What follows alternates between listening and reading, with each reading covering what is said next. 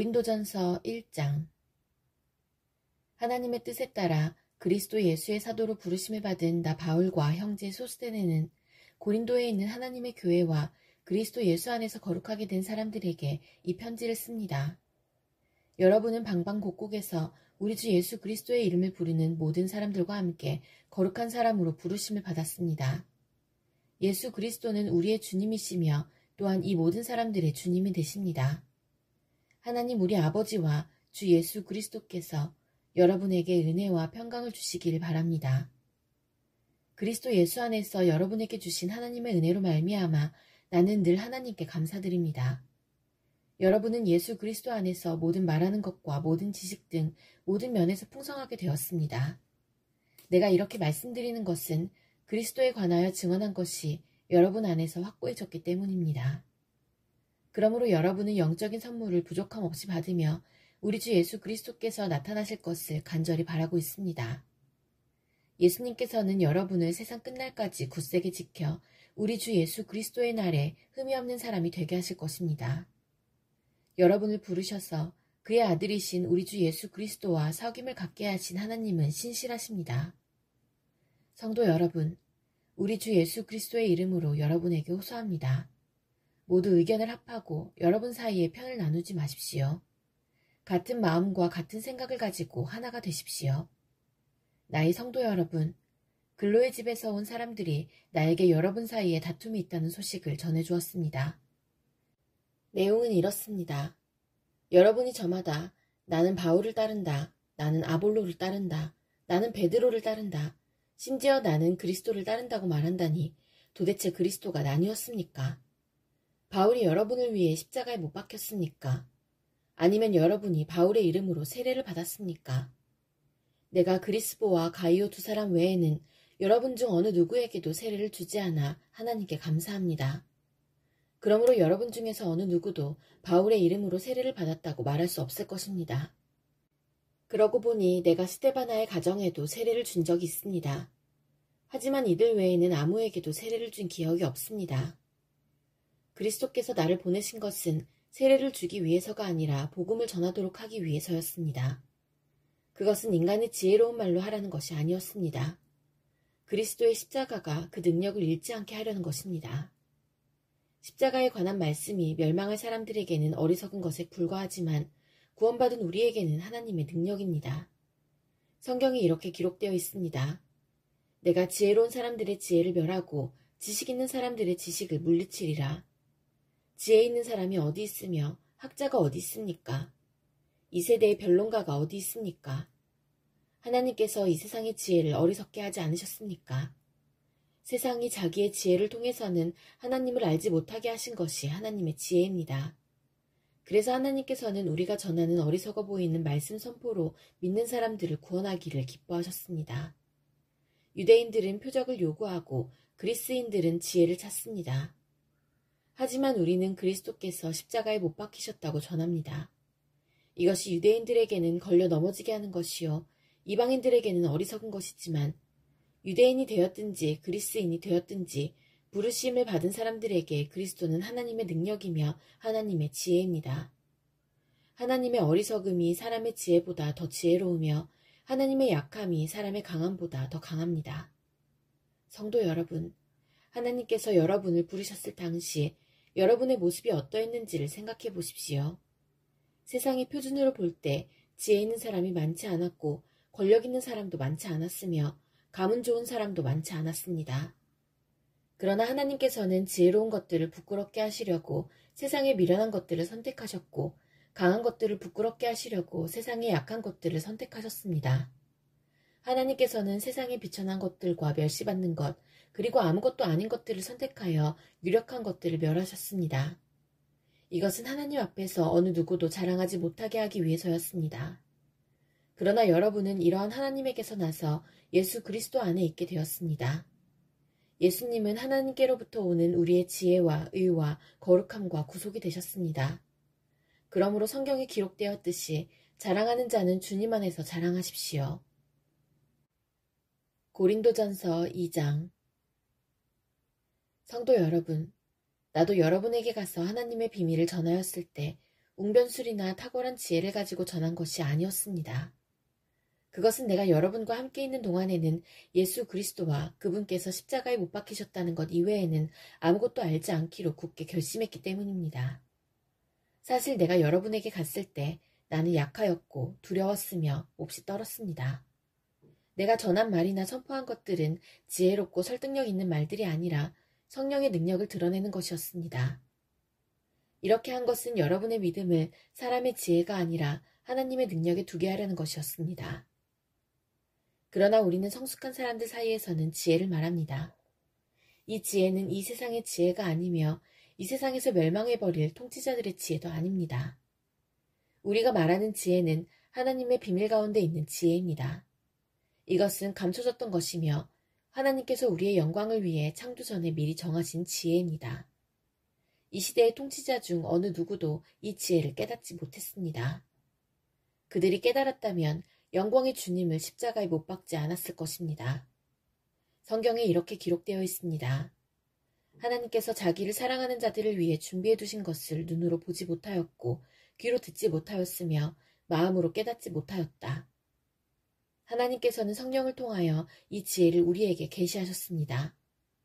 왜냐하면 성령님께서 모든 것을 심지어 하나님의 깊은 것까지도 속속들이 살피시기 때문입니다. 어떤 사람이 생각하고 있는 것을 그 사람 속에 있는 영이 아니고서야 누가 알 수 있겠습니까?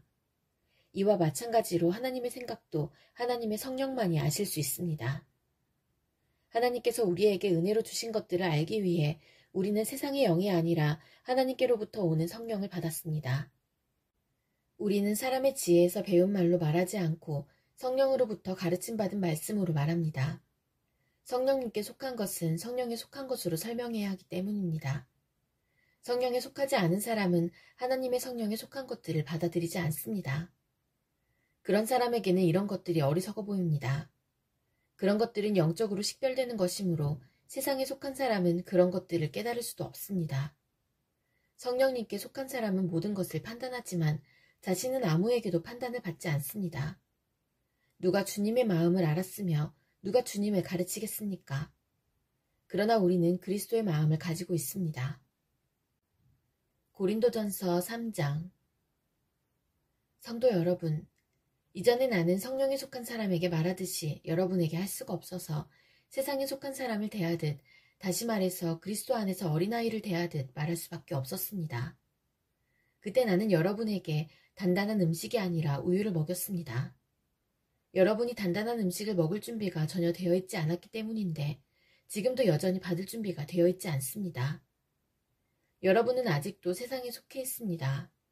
시기와 다툼이 여러분 안에 있으니 이것이 바로 세상에 속한 것이고 세상 사람들처럼 행동하는 것이 아닙니까? 어떤 사람이 나는 바울파다 라고 말하자 다른 사람은 나는 아볼로파다 라고 말하고 있으니 세상에 속한 사람이 아니면 무엇이겠습니까? 도대체 아볼로가 무엇이고 바울이 무엇입니까? 나나 아볼로나 여러분을 믿도록 하고 주님께서 각 사람에게 할 일을 맡기셔서 일하는 일꾼에 불과합니다. 나는 씨앗을 심었고 아볼로는 물을 주었으나 자라게 하시는 분은 하나님이십니다. 그러므로 심는 사람이나 물을 주는 사람은 아무것도 아니지만 자라게 하시는 분인 하나님은 중요합니다. 심는 사람과 물 주는 사람은 하나의 목적 때문에 일을 합니다. 각 사람은 자기가 한 수고만큼 보수를 받을 것입니다. 우리는 하나님의 동역자요, 여러분은 하나님의 밭이며 하나님의 건물입니다. 나는 하나님께서 내게 주신 은혜대로 유능한 건축가처럼 기초를 놓았습니다. 하지만 다른 사람들은 그 위에 건물을 세우고 있습니다. 그러나 각 사람은 이 기초 위에 어떻게 건물을 세워야 할지 주의해야 합니다. 아무도 이미 놓여있는 기초 외에 다른 기초를 놓을 수 없습니다. 왜냐하면 그 기초는 예수 그리스도이시기 때문입니다. 어떤 사람이 이 기초 위에 금이나 은이나 보석이나 또는 나무나 풀이나 집 등을 이용하여 건물을 세울 것인데 각 사람이 일한 성과가 드러나게 될 것입니다. 그날은 불로 나타나기 때문에 일한 것이 밝히 드러날 것입니다. 그래서 그 불이 각 사람의 한 일을 검증할 것입니다. 어떤 사람이 세운 것이 그대로 남아있으면 그는 보수를 받을 것입니다. 그가 세운 것이 다 없어져 버리면 그는 손실을 입게 될 것입니다. 그러나 그 사람 자신은 마치 불을 거쳐서 살아온 것 같은 구원을 받을 것입니다.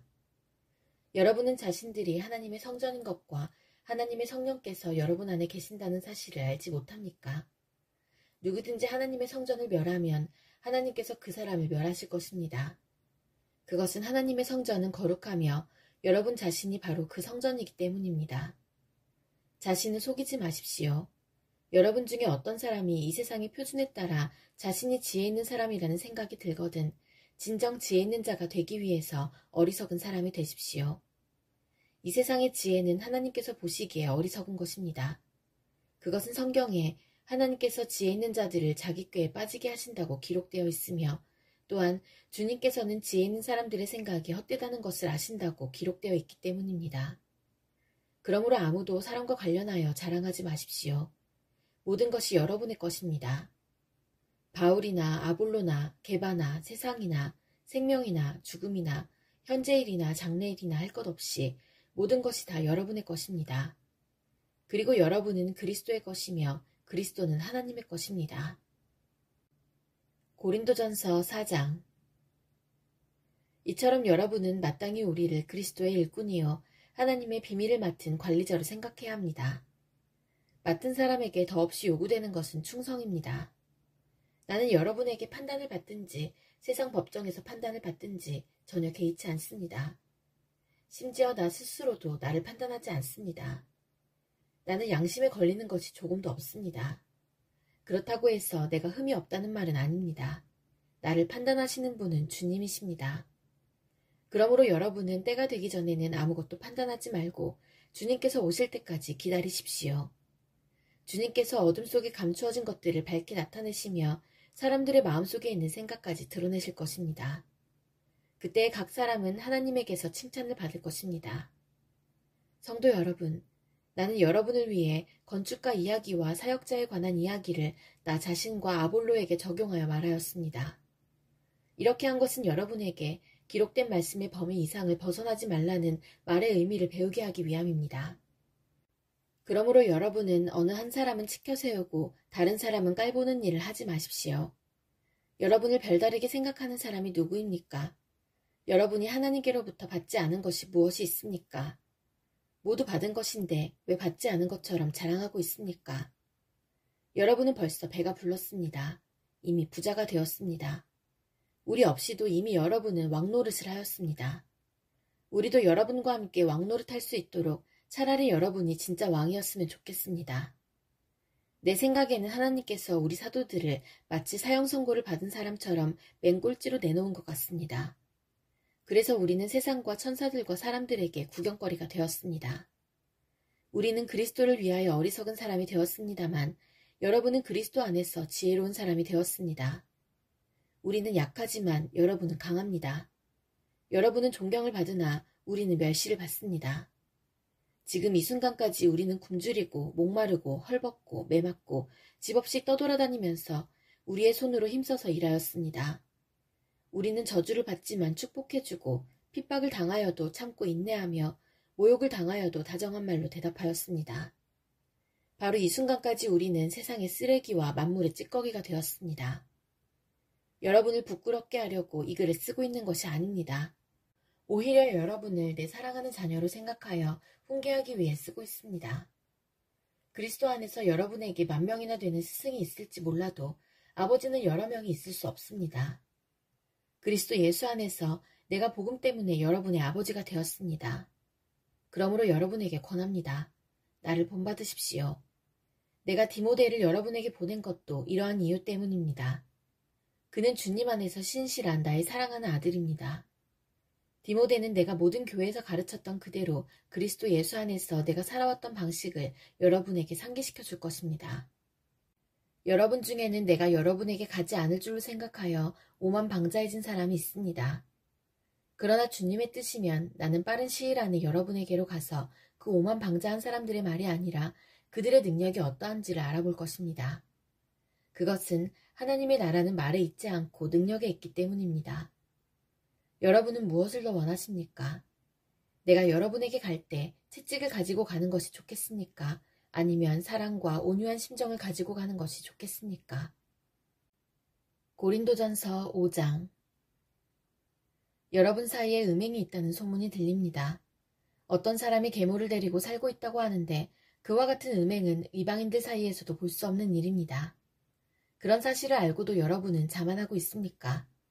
오히려 여러분은 슬퍼하고 이런 음행을 행한 사람을 여러분 가운데서 쫓아내야 하지 않겠습니까? 내가 비록 몸은 여러분에게서 떨어져 있지만 마음으로는 여러분 곁에 있어 마치 내가 그곳에 있는 것처럼 이미 그런 짓을 행한 사람을 심판하였습니다. 여러분이 우리 주 예수님의 이름으로 함께 모이고 나의 마음이 우리 주 예수님의 권능으로 여러분과 함께 있으니 그 사람을 사탄에게 내어주어 그 사람의 죄의 본성은 멸망당하더라도 영혼은 우리 주님의 날에 구원받게 해야 할 것입니다. 여러분이 자랑하는 것은 옳지 않습니다. 적은 양의 누룩이 반죽 덩어리 전체를 부풀게 한다는 속담을 알지 못하십니까? 여러분은 새 반죽이 되기 위해 묵은 누룩을 없애버리셔야 합니다. 유월절 어린 양이신 그리스도께서 죽으셨으므로 사실 여러분은 누룩이 들어있지 않은 새 반죽이 되었습니다. 그러므로 악의와 악독으로 가득 찬 묵은 누룩이 아니라 성실함과 진리로 가득한 누룩이 들어있지 않은 빵으로 유월절을 지킵시다. 나는 이미 편지에 음행하는 사람과 사귀지 말라고 썼습니다. 내 말은 음행하거나 탐욕스럽거나 속이거나 우상 숭배하는 이 세상 사람들과 전혀 어울리지 말라는 의미가 아닙니다. 그러려면 이 세상 밖으로 나가야 합니다. 내가 지금 어울리지 말라고 쓴 것은 어떤 사람이 그리스도인이라고 말은 하면서 음행하거나 탐욕이 있거나 우상을 숭배하거나 남을 모함하거나 술에 젖어 살거나 약탈하거나 한다면 그런 사람들과 어울리지 말라는 말입니다. 그런 사람들과는 음식도 같이 먹지 말라는 것입니다. 교회 밖에 있는 사람들을 심판하는 것이 내가 상관해야 할 일입니까? 여러분들이 심판해야 할 사람들은 교회 안에서 죄를 짓는 사람들이 아닙니까? 하나님께서는 교회 밖에 있는 사람들을 심판하실 것입니다. 여러분 중에서 악한 자를 쫓아내십시오. 고린도전서 6장. 여러분 중에 어떤 사람이 다른 사람과 다툼이 있을 때 성도들에게 해결해달라고 하지 않고 왜 그것을 세상 법정에 고소하려고 합니까? 여러분은 성도들이 세상을 심판한다는 사실을 알지 못하십니까? 여러분들은 세상을 심판해야 할 사람들인데 사소한 문제도 여러분이 직접 심판할 능력이 없단 말입니까? 우리가 천사들을 심판한다는 사실을 알지 못하십니까? 하물며 이 세상의 사소한 일들이야 어떻겠습니까? 그런데 이런 일상적인 문제로 다툼이 일어날 때 여러분은 왜 교회에서 멸시하는 세상 사람들을 재판관으로 앉히는 것입니까? 나는 여러분을 부끄럽게 하려고 이 말을 하는 것입니다. 아니 여러분 중에는 신자들 간의 문제를 해결해 줄 만큼 지혜로운 사람이 한 사람도 없단 말입니까? 여러분은 지금 신자가 다른 신자를 고소하는 것도 부족해서 하나님을 믿지 않는 사람 앞에서 재판을 받게 해야겠단 말입니까? 이렇게 여러분 사이에서 서로 고소하는 일이 발생하였다는 사실은 이미 여러분이 패배했음을 의미합니다. 이렇게 되느니 차라리 악한 일을 당하는 편이 낫지 않겠습니까? 아니면 속임을 당하는 쪽이 낫지 않겠습니까? 여러분 스스로가 불의를 행하고 속이고 있습니다. 그것도 성도들끼리 말입니다. 여러분은 불의한 자들이 하나님 나라를 기업으로 상속받지 못한다는 사실을 알지 못하십니까? 속지 마십시오. 음행하는 사람이나 우상 숭배하는 사람이나 간음하는 사람이나 남자로서 몸을 파는 사람이나 동성연애를 하는 사람이나 도적질하는 사람이나 탐욕이 가득한 사람이나 술에 젖어 사는 사람이나 모함하는 사람이나 약탈하는 자들은 하나님의 나라를 기업으로 상속받지 못할 것입니다. 여러분 중에 여기에 속한 사람들이 있었습니다. 그러나 여러분은 우리 주 예수 그리스도의 이름과 우리 하나님의 성령으로 씻음을 받고 거룩해졌으며 의롭다함을 받았습니다. 내게는 무엇이든지 할 수 있는 자유가 있다. 이것은 여러분이 내세우는 표어입니다. 맞습니다. 하지만 모든 것이 다 유익한 것은 아닙니다. 내게는 무엇이든지 할 수 있는 자유가 있다고는 하지만 나는 어떤 것에 의해서도 제재를 받지 않을 것입니다. 음식은 배를 채우기 위해 있고 배는 음식을 먹기 위해 있다. 이것도 여러분이 내세우는 표어입니다. 그러나 하나님께서는 언젠가 이 모든 것을 필요 없게 만드실 것입니다. 우리 몸은 음행을 위해 있는 것이 아니라 주님을 위해 있으며 주님은 우리 몸을 위해 계십니다. 하나님께서 주님을 살리셨으니 그분의 능력으로 장차 우리도 살리실 것입니다. 여러분의 몸이 그리스도의 지체인 것을 알지 못하십니까? 그렇다면 내가 그리스도의 지체를 떼어내 창녀와 한 몸으로 만들 수 있겠습니까? 그럴 수 없습니다. 창녀와 결합하는 사람은 창녀와 한 몸이 된다는 것을 알지 못하십니까? 성경에 두 사람이 한 몸이 될 것이다 라고 기록되어 있습니다. 하지만 주님과 연합하는 사람은 주님과 영적으로 하나가 됩니다. 음행을 멀리하십시오. 사람이 짓는 모든 죄들은 몸 밖에서 일어나는 것이지만 음행하는 사람은 자신의 몸에 죄를 짓는 것입니다. 여러분의 몸은 하나님께 받은 것이며 여러분 안에 거하시는 성령의 성전이라는 사실을 알지 못하십니까? 여러분은 여러분 자신의 것이 아닙니다. 여러분은 하나님께서 값을 치르고 산 몸입니다. 그러므로 여러분의 몸으로 하나님께 영광을 돌리십시오. 고린도전서 7장. 이제 여러분이 내게 보낸 편지에 사람이 결혼하지 않는 편이 더 낫다고 한 내용에 대해 말씀드리겠습니다. 음행이 성행하고 있으므로 남자마다 자기 아내를 두고 여자도 자기 남편을 두십시오. 남편은 아내에게 혼인의 의무를 다하고 아내도 남편에게 그렇게 하십시오. 아내가 자기 몸에 대한 권한을 행사하는 것이 아니라 남편이 하며 남편도 자기 몸에 대해 권한을 행사하는 것이 아니라 아내가 합니다. 남편과 아내는 서로 합의하여 기도에 전념하기 위해 얼마 동안 떨어져 있는 경우를 제외하고는 서로 떨어져 있지 마십시오. 잠시 떨어져 있는 경우라도 사탄이 여러분의 약함을 틈타 시험할지 모르니 그 후에는 다시 합치십시오. 이것은 내가 충고로 드리는 말씀이지 명령은 아닙니다. 나는 모든 사람이 나처럼 지내기를 바랍니다. 하지만 각 사람마다 하나님께 받은 은사가 달라서 어떤 사람은 이러하고 또 어떤 사람은 저러합니다. 결혼하지 않은 사람들과 과부들에게 말합니다. 여러분들도 나처럼 결혼하지 않고 지내는 것이 여러분에게 좋습니다. 그러나 자신을 절제할 수 없거든 결혼하십시오. 욕정에 불타는 것보다 결혼하는 편이 낫습니다. 이제 이미 결혼한 사람들에게 명령합니다. 이것은 나의 명령이 아니라 주님의 명령입니다. 아내는 남편과 헤어지지 마십시오. 남편과 헤어지는 일이 있게 된다면 결혼하지 말고 그대로 혼자 지내든지 아니면 전 남편과 다시 합쳐야 합니다. 남편 역시 아내를 버려서는 안 됩니다. 그 외의 사람들에게 말합니다. 이것은 주님의 말씀이 아니라 내 생각입니다. 어떤 남자 신자에게 믿지 않는 아내가 있는데 그 아내가 남편과 함께 살고 싶어 하면 그 아내를 버려서는 안 됩니다. 어떤 여자 신자에게 믿지 않는 남편이 있는데 그 남편이 아내와 함께 살고 싶어 하면 그 남편을 버려서는 안 됩니다. 그것은 믿지 않는 남편이 아내를 통해 거룩해지고 믿지 않는 아내가 남편을 통해 거룩해지기 때문입니다. 그렇지 못하다면 여러분의 자녀도 깨끗하지 못할 것입니다. 하지만 여러분이 보시다시피 여러분의 자녀는 거룩합니다. 그렇지만 만일 믿지 않는 남편이 헤어지려 하면 그렇게 하도록 하십시오. 믿는 남자나 여자나 그런 상황에서는 상대방에게 얽매일 필요가 없습니다. 하나님께서는 우리를 평화롭게 살게 하려고 부르셨습니다. 아내된 사람이여, 그대가 남편을 구원할지 어떻게 알겠습니까? 남편된 사람이여, 그대가 아내를 구원할지 어떻게 알겠습니까? 각 사람은 주님께서 각 사람에게 나눠주신 대로 그리고 하나님께서 부르신 위치를 그대로 유지하며 살아가십시오. 이것은 내가 모든 교회에 세워준 원칙입니다.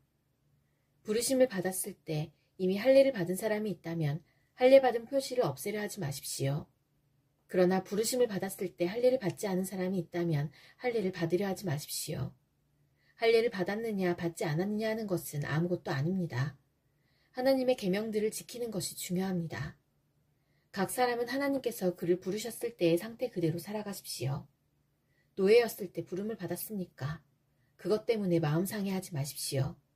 그러나 혹시 자유를 얻을 기회가 생기면 그 기회를 활용하십시오.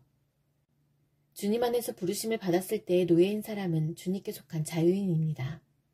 이와 마찬가지로 부르심을 받았을 때의 자유인인 사람은 그리스도의 노예입니다. 여러분은 값을 치르고 산 사람들입니다. 더 이상 사람들의 노예가 되지 마십시오. 성도 여러분, 여러분 각 사람은 부르심을 받은 위치에 그대로 머물러 계시면서 하나님께 책임을 다하시기 바랍니다. 이제 여러분이 편지에 언급한 결혼하지 않은 처녀들에 관해 말하고자 합니다. 이 부분에 대해서는 특별히 주님으로부터 받은 명령이 없습니다. 하지만 나는 주님의 자비하심을 힘입어 믿을 만한 사람이 되어 의견을 제시하고자 합니다. 현재 겪고 있는 위기를 생각하면 결혼하지 않은 사람은 현재대로 지내는 것이 더 좋다고 생각합니다. 아내가 있는 사람이 있습니까? 아내와 헤어지려 하지 마십시오. 아내와 헤어졌습니까? 아내를 구하려고 하지 마십시오.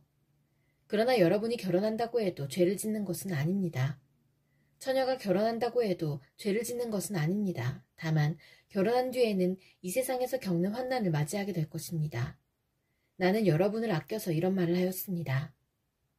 성도 여러분, 내가 하고자 하는 말은 이렇습니다. 시간이 얼마 남지 않았습니다. 지금부터는 아내가 있는 사람들은 아내가 없는 사람처럼 사십시오. 우는 사람은 울지 않는 사람처럼, 기쁨에 넘친 사람은 기쁘지 않은 사람처럼, 물건을 사는 사람은 자기가 산 것을 가지고 있지 않은 사람처럼 사십시오. 세상 물건을 쓰는 사람은 그것들의 마음이 빼앗기지 않은 사람처럼 사십시오. 그것은 이 세상의 현재 모습이 지나가고 있기 때문입니다. 나는 여러분이 마음 쓰는 것 없이 살기를 바랍니다. 결혼하지 않은 남자는 어떻게 하면 주님을 기쁘시게 할까 하고 주님의 일에 마음을 씁니다. 그러나 결혼한 남자는 어떻게 하면 아내를 기쁘게 해줄까 하며 세상 일에 마음을 쓰게 됩니다. 결혼한 남자의 마음은 이렇게 나뉘어집니다.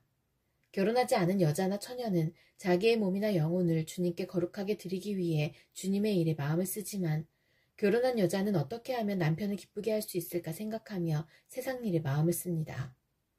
여러분 자신의 유익을 위해서 내가 이런 말을 하는 것이지 여러분을 속박하려고 그러는 것이 아닙니다.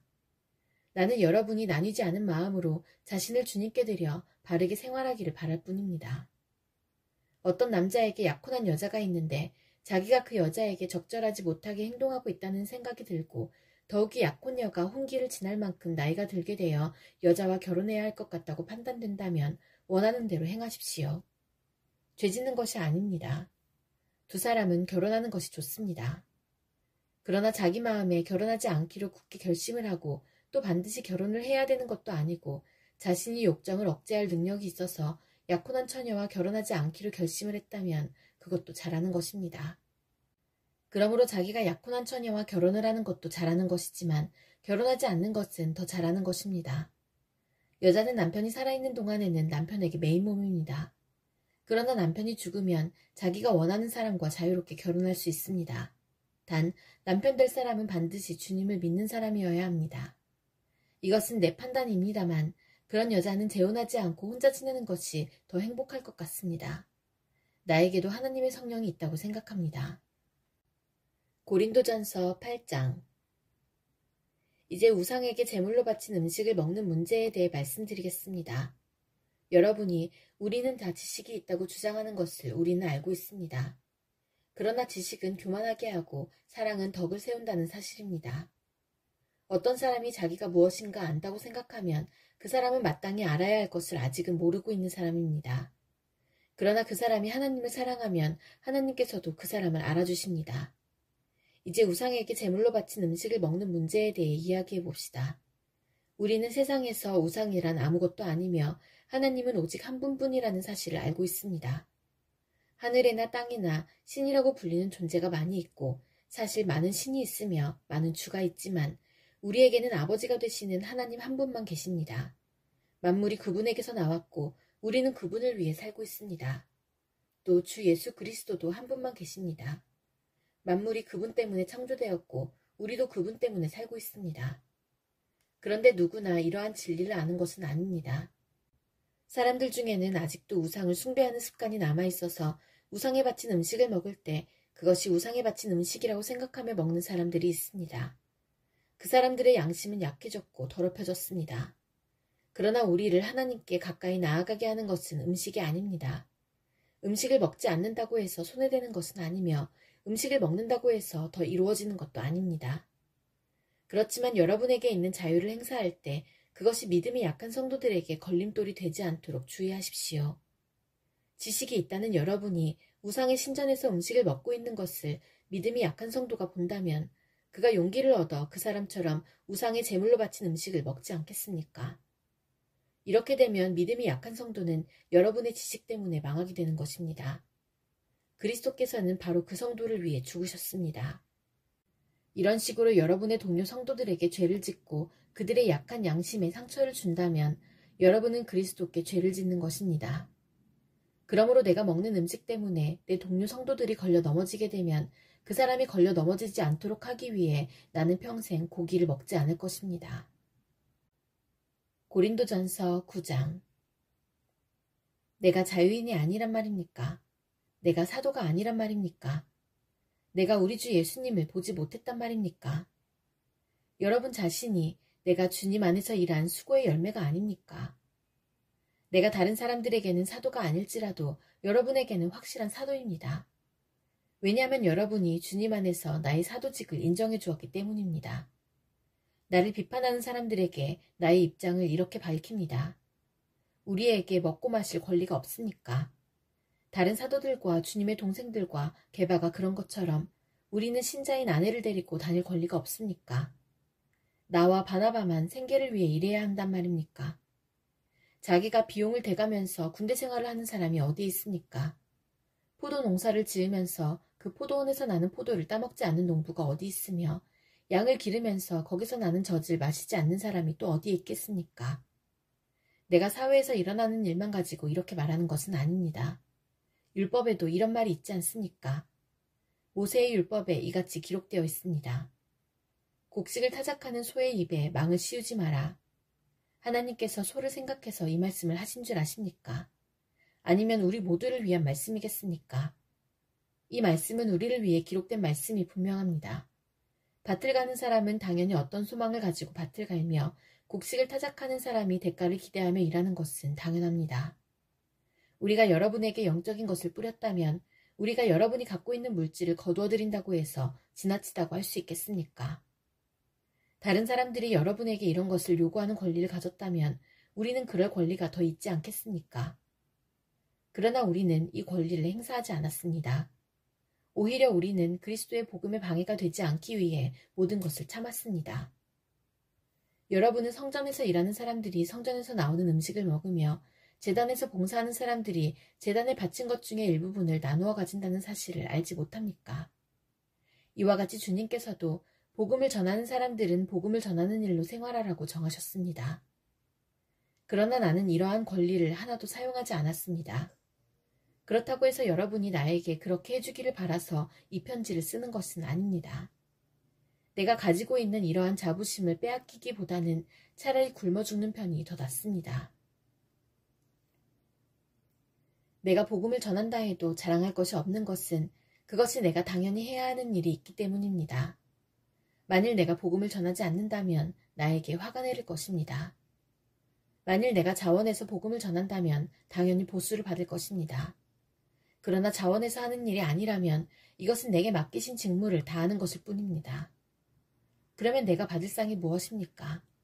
바로 이것입니다. 내가 복음을 전할 때 아무 대가도 받지 않고 전하는 것과 복음을 전하면서 나의 권리를 사용하지 않는 것입니다. 나는 자유인이며 어느 누구에게도 매여 있지 않습니다. 그러나 나는 되도록 많은 사람을 얻기 위해 스스로 많은 사람의 종이 되었습니다. 유대인들에게는 유대인들을 얻고자 유대인처럼 되었습니다. 율법 아래 있는 사람들을 대할 때는 비록 나 자신은 율법 아래 있지 않지만 그들을 얻기 위해 율법 아래 있는 사람처럼 되었습니다.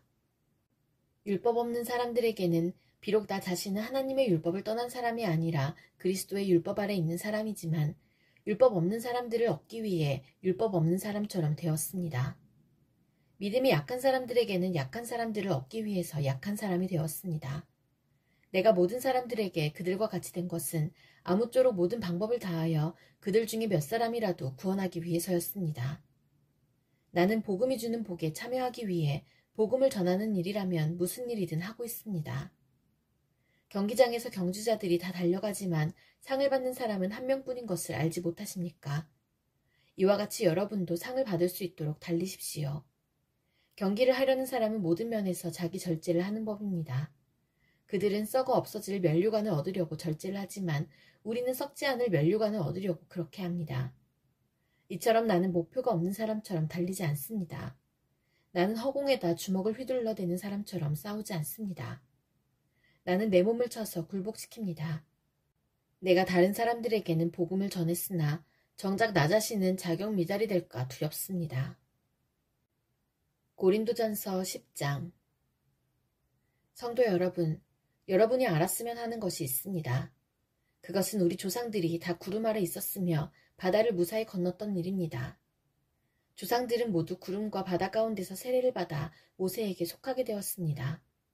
조상들은 모두 같은 영적인 음식을 먹었으며 다 같은 영적인 물을 마셨습니다. 조상들은 그들의 동반자인 영적인 반석에서 나오는 물을 마신 것입니다. 그런데 이 반석은 그리스도였습니다. 그러나 하나님께서는 조상들 대부분을 기뻐하지 않으셔서 그들은 광야에서 죽어 흩어지게 되었습니다. 이런 일은 우리에게 본보기가 되어 우리는 그들처럼 악한 일을 즐겨하지 말라는 경고가 됩니다. 여러분 중에 우상숭배를 하는 사람들이 있는데 여러분은 그들처럼 우상숭배하지 마십시오. 성경에 백성들이 앉아 먹고 마셨으며 일어나 춤을 추었다고 기록되어 있습니다. 조상들 중에 가늠한 사람이 있었는데 우리는 그들처럼 가늠하지 맙시다. 그들이 가늠하다가 하루에 23,000명이 죽임을 당했습니다.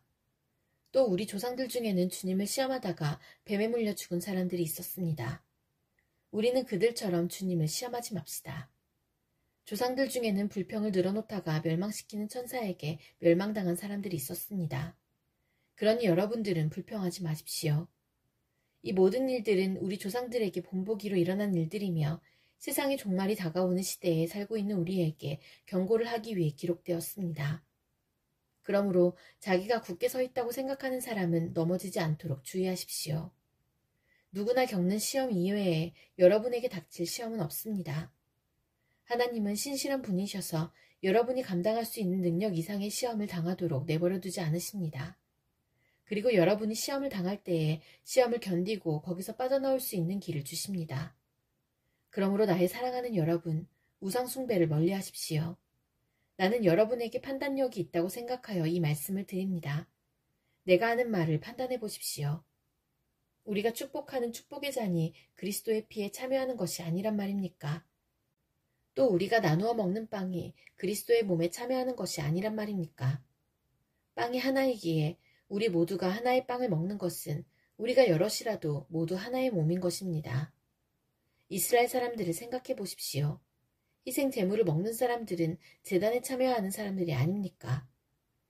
내가 말하려는 것이 우상에 바친 음식이나 우상이 무슨 대단한 것이라도 된다는 의미로 들립니까? 그렇지 않습니다. 사람들이 제단에 바치는 것은 귀신에게 바치는 것이지 하나님께 바치는 것이 아닙니다. 나는 여러분들이 귀신과 사귀는 사람이 되는 것을 원하지 않습니다. 여러분은 주님의 잔을 마시고 동시에 귀신의 잔을 마실 수는 없으며 주님의 식탁에 참여하면서 귀신의 식탁에 참여할 수는 없습니다. 우리가 주님을 질투하게 만들어서야 되겠습니까? 우리가 주님보다 더 강한 자란 말입니까? 모든 것이 허용되었다고 여러분은 말하지만 모든 것이 다 유익한 것은 아닙니다. 또 모든 것이 허용되었다고들 그러지만 모든 것이 다 덕을 세우는 것은 아닙니다. 누구나 자기 유익을 구해서는 안 되고 다른 사람의 유익을 구하여야 합니다. 시장에서 파는 고기는 어떤 것이 되었든지 양심을 위해 꼬치꼬치 캐묻지 말고 그냥 사 먹으십시오.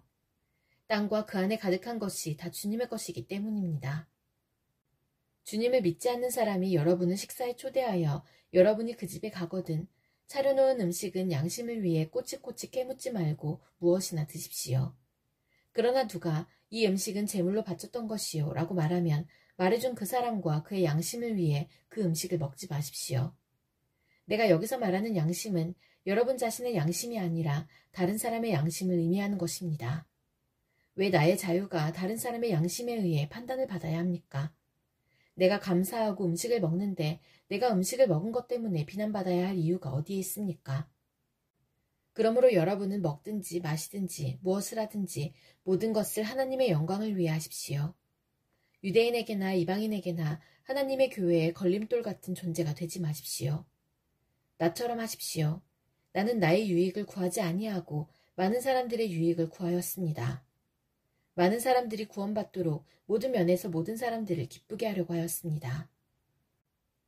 고린도전서 11장. 내가 그리스도의 본을 따른 것처럼 여러분도 나의 본을 따르십시오. 여러분이 모든 일에 나를 기억하고 있고 내가 여러분에게 전하여 준 것들을 붙들고 있으므로 여러분을 칭찬합니다. 그러나 여러분이 깨달았으면 하는 것이 하나 있습니다. 그것은 모든 남자의 머리는 그리스도며 여자의 머리는 남자이며 그리스도의 머리는 하나님이시라는 사실입니다. 남자가 머리에 무엇을 쓰고 기도를 하거나 예언을 하면 그것은 자기의 머리가 되시는 그리스도를 욕되게 하는 것입니다. 그러나 여자가 머리에 무엇을 쓰지 않고 기도를 하거나 예언을 하면 그것은 자기의 머리를 욕되게 하는 것입니다. 그것은 삭발한 것이나 다름이 없습니다. 여자가 머리에 무엇을 쓰지 않으려면 머리를 밀어버리십시오. 머리를 밀어내는 것이 여자에게 부끄러운 것이라면 무엇으로든 머리를 가리기 바랍니다. 남자는 하나님의 형상과 영광이므로 머리를 가려서는 안 됩니다. 그러나 여자는 남자의 영광입니다. 그것은 남자가 여자로부터 생겨난 것이 아니라 여자가 남자로부터 생겨났기 때문입니다.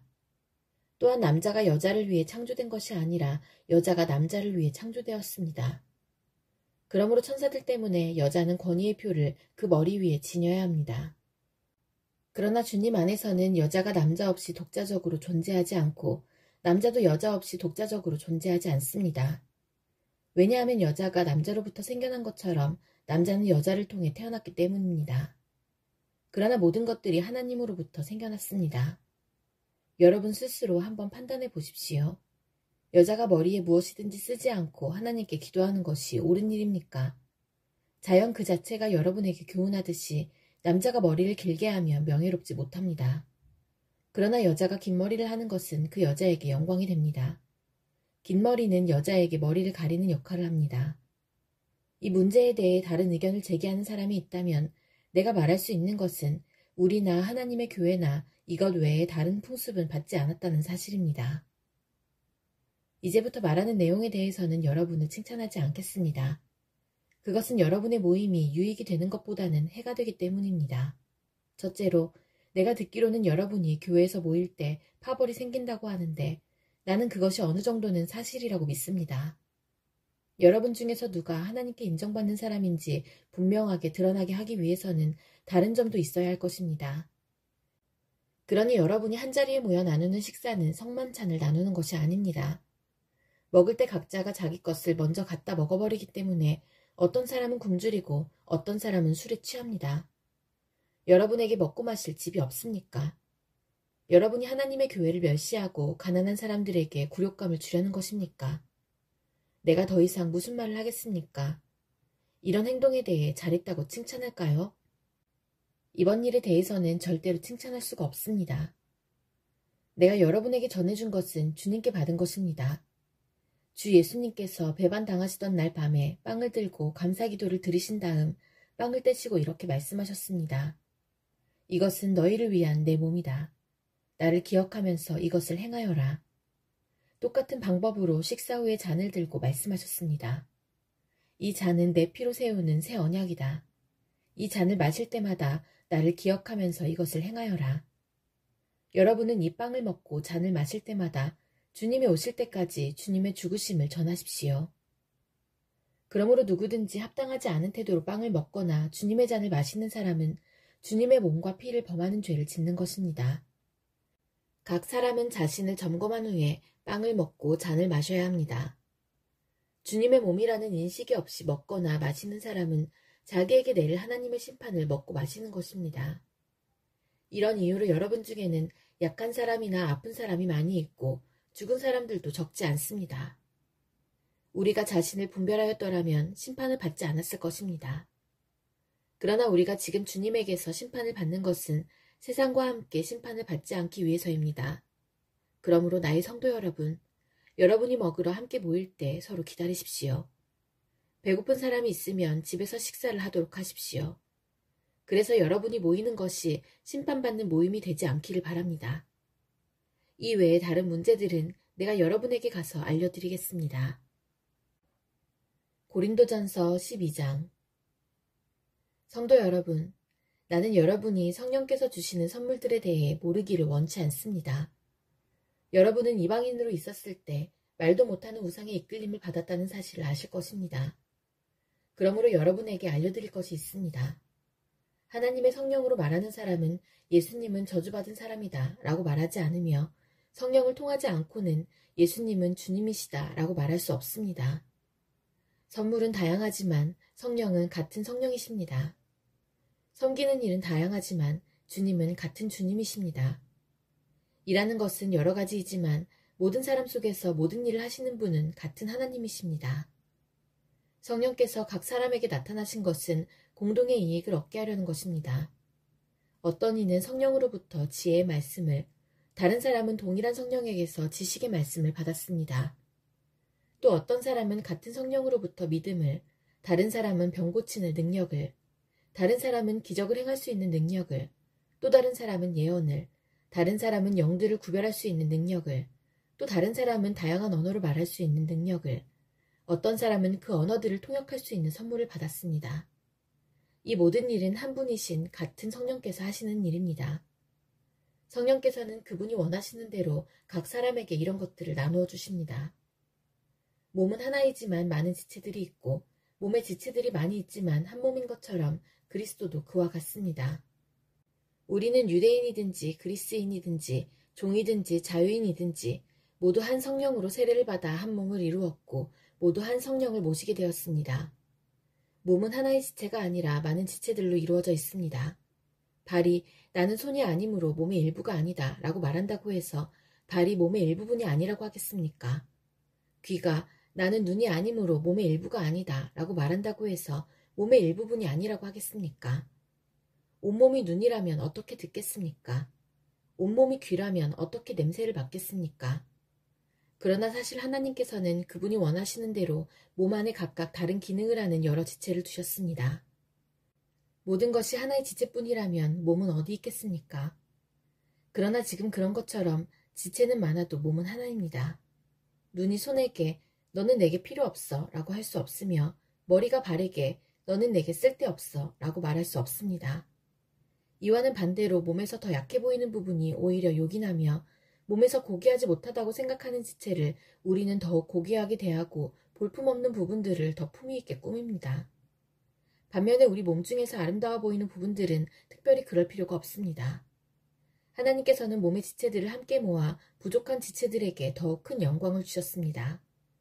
그래서 우리 몸에 나눔이 없게 하시고 몸의 여러 지체들이 서로 돌보며 살게 하셨습니다.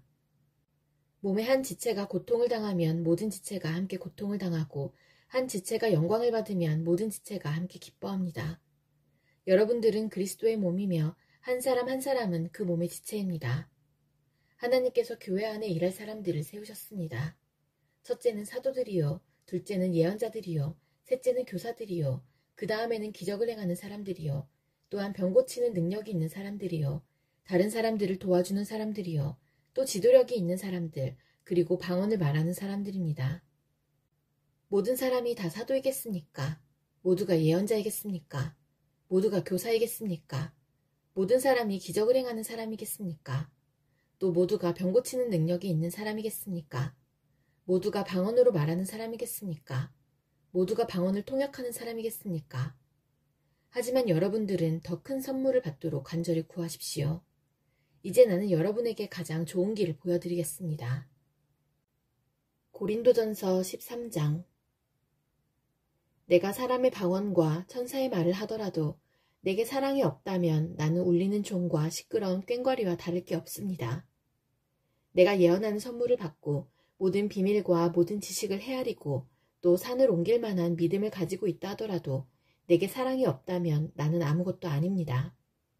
내가 내 모든 재산을 나누어주고 내 몸을 불사르게 내어준다 하더라도 사랑이 없으면 내가 얻는 것은 아무것도 없습니다. 사랑은 오래 참습니다.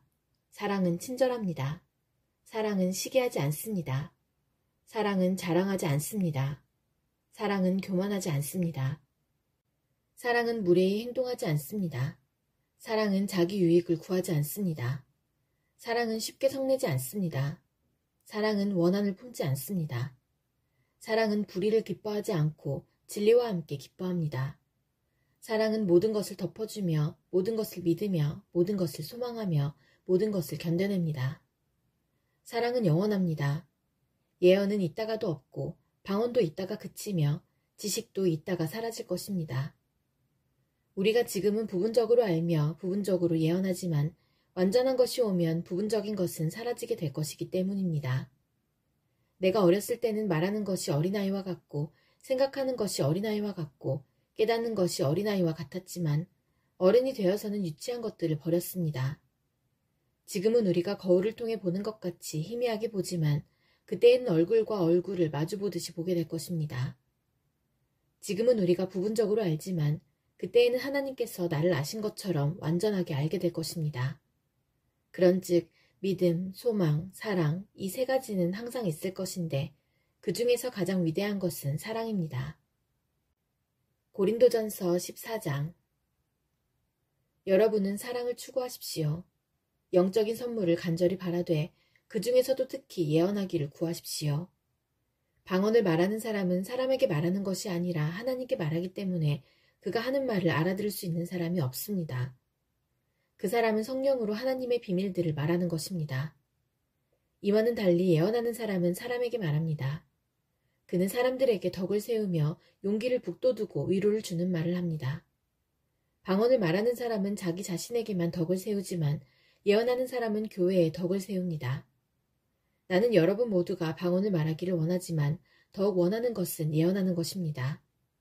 교회에 덕을 세우기 위해서는 통역하는 사람이 없다면 방언을 말하는 것보다는 예언하는 사람이 더 위대합니다. 성도 여러분, 내가 여러분에게 가서 방언으로 말하고 계시나 지식이나 예언이나 교훈으로 말하지 않는다면 방언으로 말하는 것이 여러분에게 무슨 유익이 되겠습니까? 마찬가지로 필이나 검은고와 같이 생명이 없는 악기가 악보대로 명확하게 구별되는 소리를 내지 않으면 그것이 무엇을 연주하는지 어떻게 알겠습니까? 나팔수가 분명한 소리를 내지 않으면 누가 전투 준비를 할 수 있겠습니까? 이처럼 여러분도 방언으로 알아듣지 못하는 말을 하면 여러분이 말하는 것을 어떻게 알아들을 수 있겠습니까? 그것은 단지 허공에다 대고 말하는 것에 불과합니다. 세상에는 여러 종류의 다양한 소리가 있고 그 어느 것도 의미가 없는 소리는 없습니다. 내가 그 소리의 의미를 이해하지 못하면 나는 그 사람에게 외국인이 되고 그 사람도 내게 외국인이 될 것입니다. 여러분에게 있어서도 마찬가지입니다. 여러분이 영적인 선물을 간절히 바라고 있으니 여러분은 교회의 덕을 세우는 선물을 넘치게 받을 수 있도록 힘쓰십시오. 이런 이유로 방언으로 말하는 사람은 자기가 말하는 것을 통역할 수 있게 해달라고 기도해야 합니다.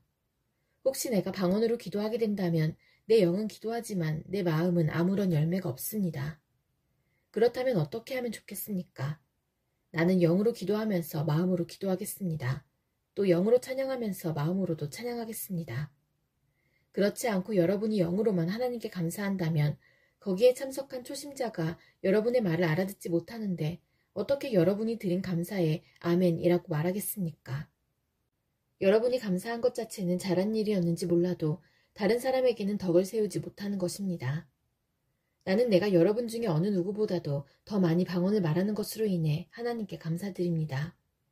그러나 나는 교회에서 방언으로 만 마디를 말하는 것보다 알아들을 수 있는 언어로 5마디를 말하기를 원합니다. 성도 여러분, 생각하는 데 있어서는 어린아이가 되지 마십시오. 악에 대해서는 갓난아이가 되어야 하겠지만 생각하는 데 있어서는 어른이 되어야 합니다. 율법에 이런 기록이 있습니다.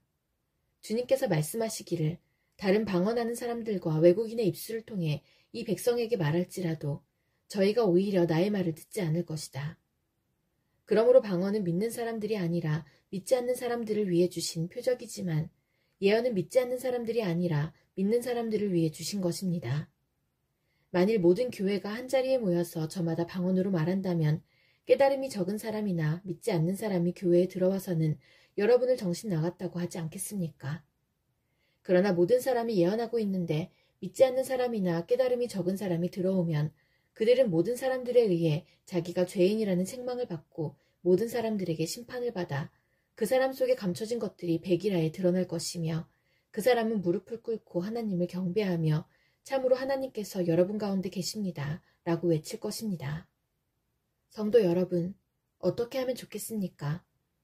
여러분이 함께 모일 때 어떤 사람에게는 찬송할 것이 있고 어떤 사람은 가르칠 것이 있고 또 다른 사람에게는 계시가 있고 방언도 있고 통역하는 것도 있을 것입니다. 이 모든 것은 교회의 덕이 되게 행하십시오.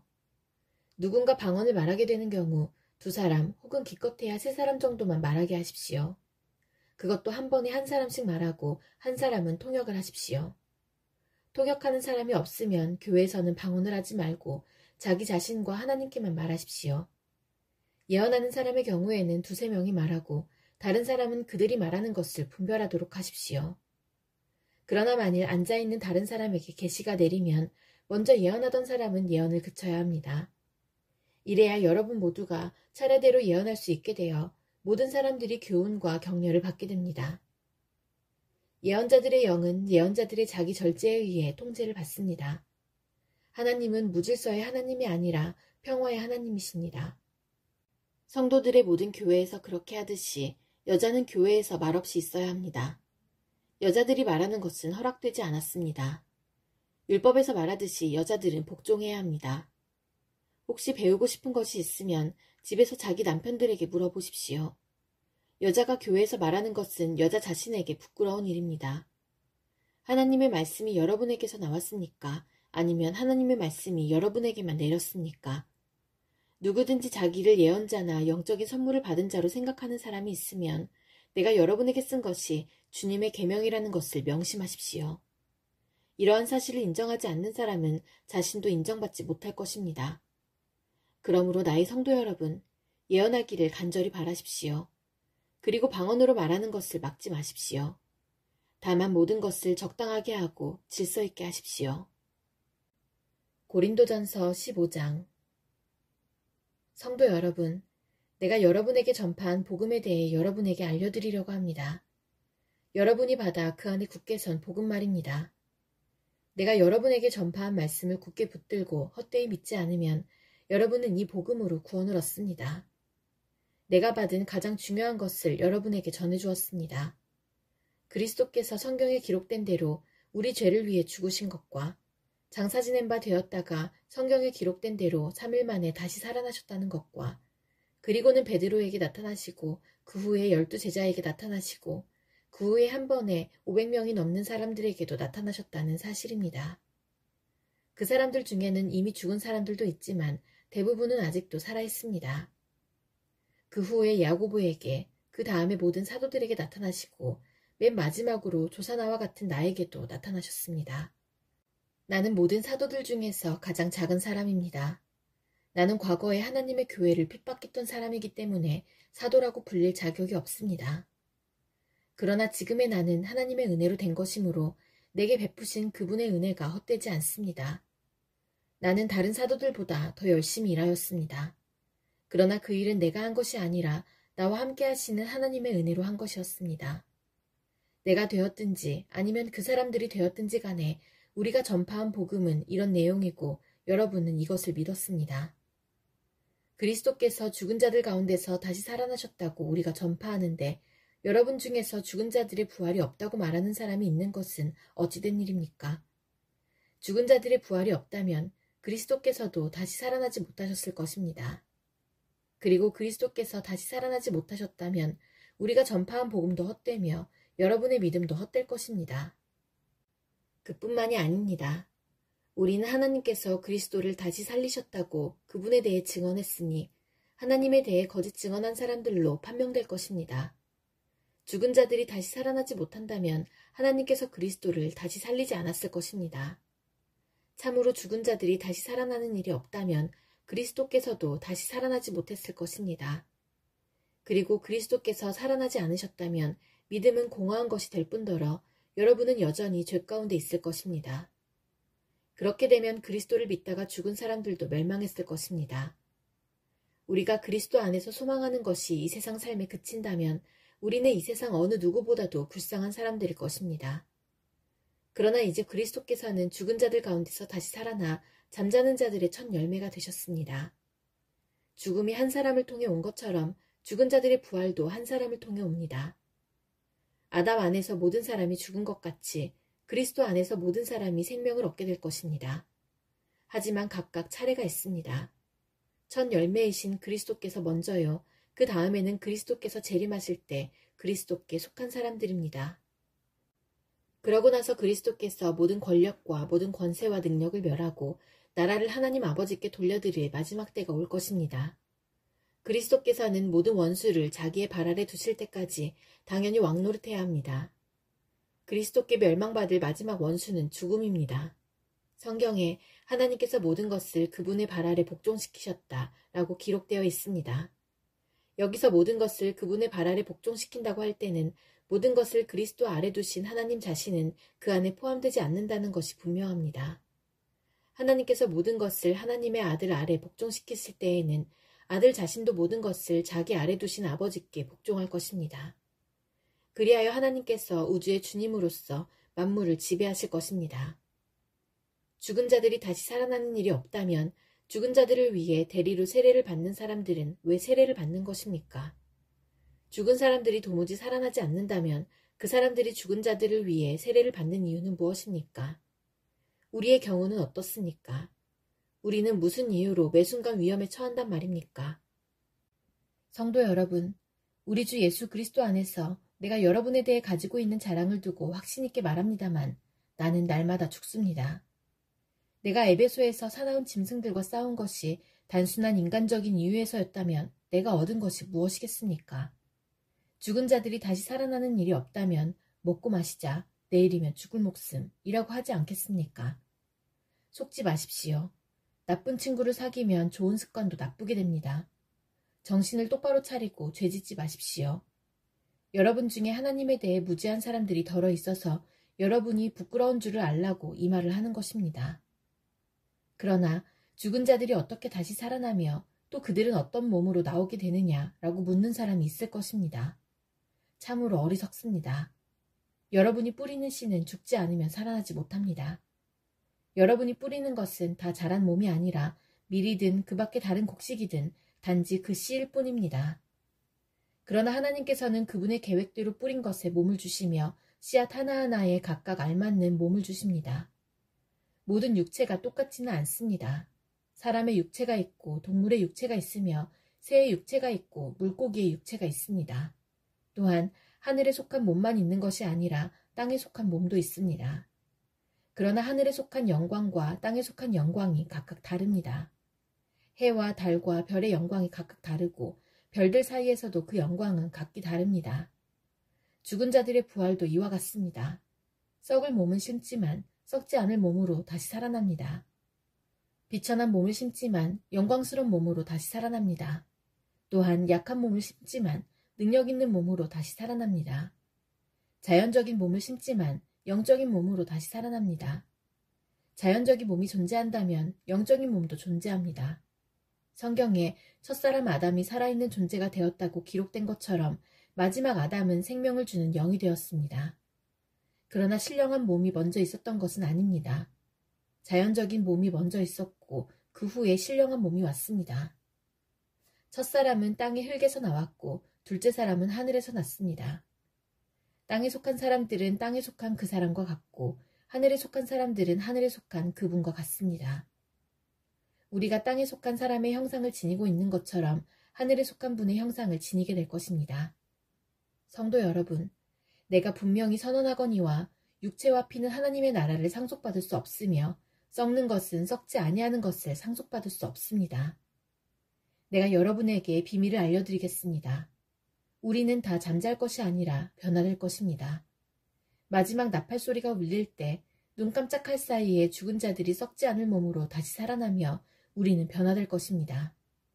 썩을 몸은 반드시 썩지 않을 몸을 입어야 하며 죽을 몸은 죽지 않을 몸을 입어야 합니다. 썩을 몸이 썩지 않을 몸을 입고 죽을 몸이 죽지 않을 몸을 입게 되면 승리가 죽음을 삼켜버렸다고 기록된 말씀이 사실로 드러나게 될 것입니다. 죽음아, 너의 승리가 어디 있느냐?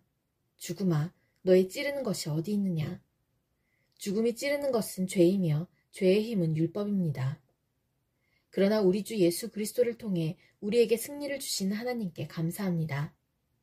그러므로 나의 사랑하는 성도 여러분, 굳게 서서 흔들리지 말고 항상 주님의 일을 위해 자신을 들이십시오. 주님을 위해 일한 여러분의 수고는 결코 헛되지 않는 것임을 기억하시기 바랍니다. 고린도전서 16장.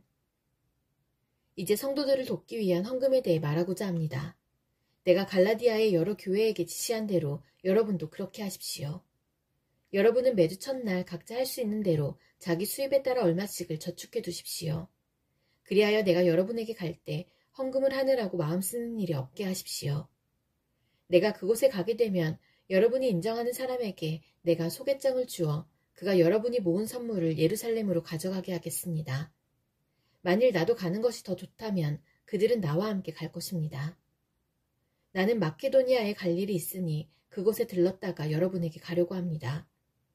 여러분에게 가면 나는 얼마 동안 여러분과 함께 지낼 것 같습니다. 어쩌면 그곳에서 겨울을 날지도 모르겠습니다.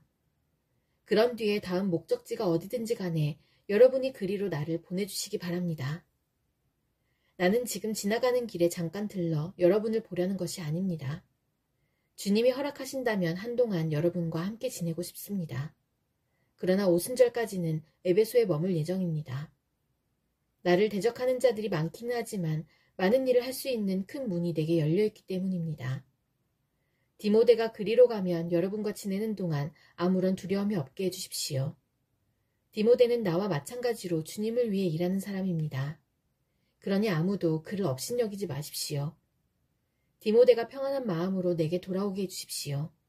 나는 다른 성도들과 함께 디모데를 기다리고 있습니다. 형제 아볼로에 대해서 말씀드립니다. 나는 아볼로에게 성도 여러 명과 함께 여러분을 방문하라고 몇 번 권했으나 지금은 가고 싶은 마음이 없는 것 같습니다. 그러나 아볼로는 기회가 되면 여러분을 보러 갈 것입니다. 깨어 믿음에 굳게 서서 용감하고 강건하십시오. 모든 일을 사랑으로 하십시오. 내가 여러분께 권합니다. 여러분도 아시겠지만 스데바나 집안 사람들은 아가야 지방에서 제일 먼저 그리스도인이 된 가정이며 성도들을 섬기는 일에 헌신한 사람들입니다. 여러분은 이런 사람들과 또 그들과 함께 수고하는 모든 사람들에게 순종하십시오. 스데바나와 부드나도와 아가이고가 와서 나는 참 기쁩니다. 여러분을 만나지 못해 아쉬웠던 것을 이 사람들이 충족시켜 주었기 때문입니다. 이 세 사람은 내 마음과 여러분의 마음을 상쾌하게 해주었습니다. 여러분은 이런 사람들을 알아주시기 바랍니다. 아시아의 여러 교회가 여러분에게 문안드립니다. 아굴라와 브리스가와 다 함께 이 두 사람의 집에 모이는 교회가 주님 안에서 여러분에게 진심 어린 문안 인사를 드립니다. 이곳에 있는 모든 성도들이 문안드립니다. 여러분은 거룩한 입맞춤으로 인사를 나누십시오. 나 바울은 이 마지막 인사를 내 손으로 직접 쓰고 있습니다. 주님을 사랑하지 않는 사람이 있다면 그 사람에게 하나님의 저주가 임할 것입니다. 주님, 오십시오. 주 예수님의 은혜가 여러분과 함께 하시기를 바랍니다. 나의 사랑이 그리스도 예수 안에서 여러분 모두에게 있기를 기원합니다. 아멘.